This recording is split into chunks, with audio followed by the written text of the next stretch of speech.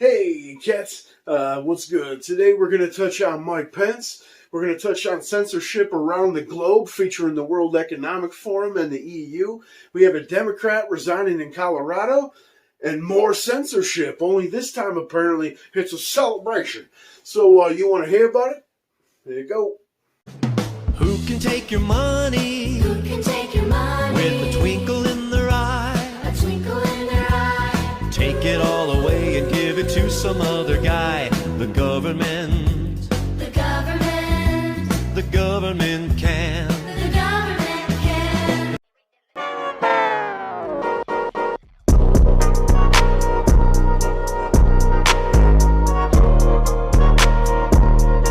Hey, savages, welcome in. Thanks for coming as always. We're going to start off with the story of the day. Mike Pence, right? So with all the classified document doo-doo going on, all the way back from Trumpsicles to the current shit with the bedriddens regime, somebody felt a little left out apparently. So 12 documents marked classified found at Mike Pence's home, right? Only no one came looking for them and no one knew they were gone. Right? This guy and his own team took it upon themselves into what they proclaim as the response to the Biden situation to go ahead and search his home and office willingly. Right? Nothing turned up at the office. All, again, 12 documents found at the home.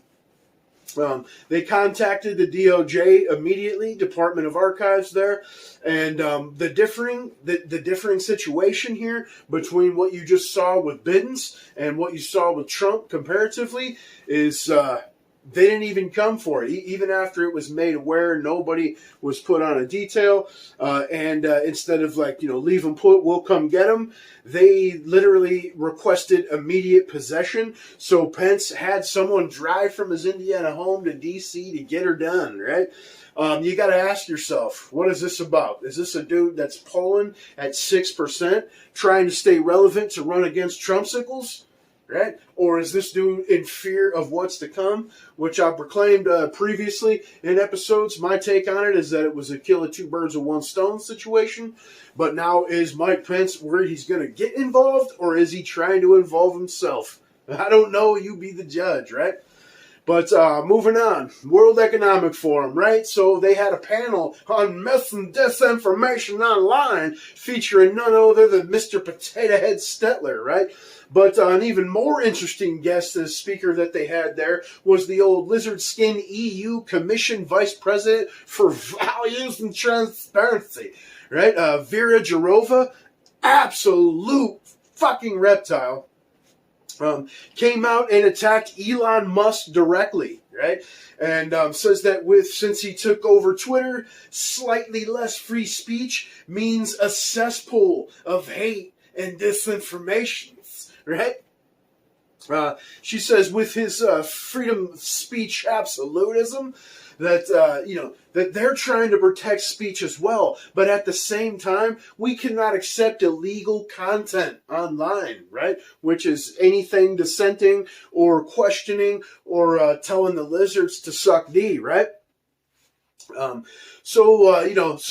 idea of protecting speech is turning the world into Google, proclaiming and convincing people that speech is hate and you should be offended and horrified. Right?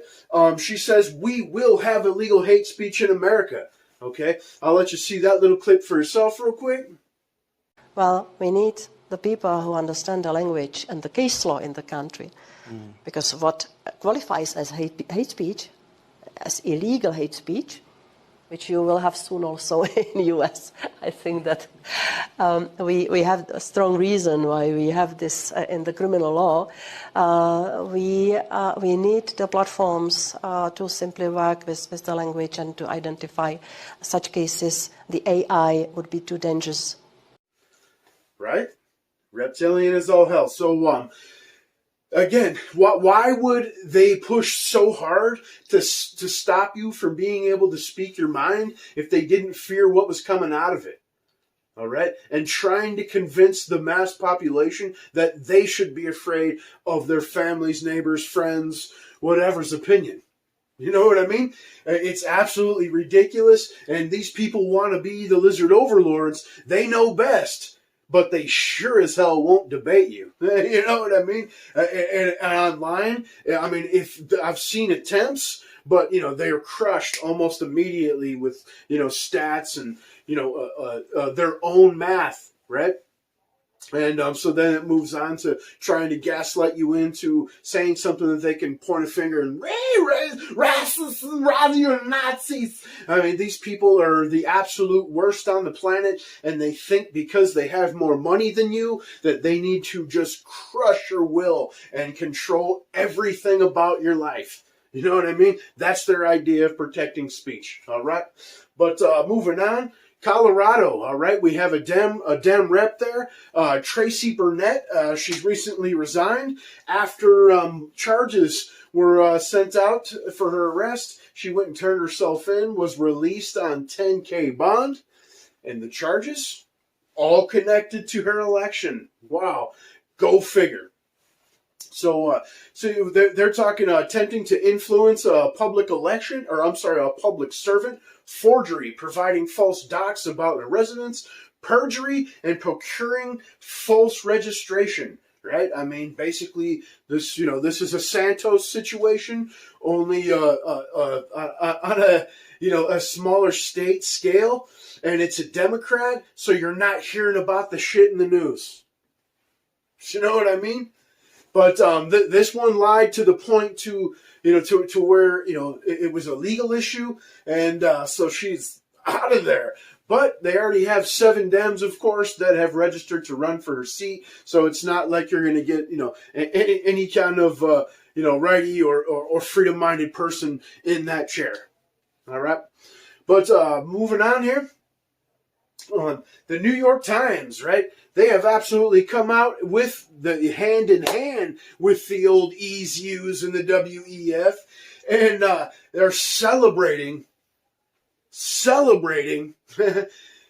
communist China's censorship, all right? And of course, they're using the kids as the excuse because censorship can absolutely provide a fucking safe inner zones for the chillins, right? If it saves just one life, except for contraceptive abortion, that's fine. But censoring your speech online to save one child from hearing some swear words or an opinion they may not like, that's worth shutting her down, right?